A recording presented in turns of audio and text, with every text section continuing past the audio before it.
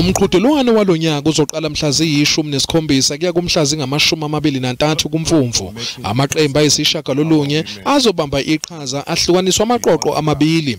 Amaqembu amabili azoqeda ehlezi phezulu azobe sedlulile esigabeni sokuyodlala ku-Hollywood Bet Super League. Kanti amaqembu azoqeda ibambe emsileni wona azodliwa yizembe nokuzoba kokuqala. Amaqembu anqobe emidlalweni yamaqoqo omabili azobe seyotholana phezulu kowamanqamu futhi anqobe lapho uzobe seba ngumpetha. When you look at all the players that are currently playing abroad, they've come through the Sasol League.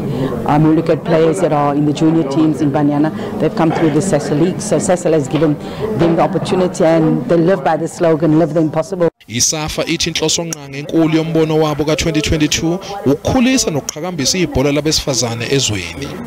I think the first step we are done with it. We are happy and out of the happiness it means we need to plan now the next step, which is professionalizing, but making sure that the pipeline is consistent in producing teams and players. Abakwa Sasol sebeseke ibhola labesifazane kule minyaka eyi-13 edlule.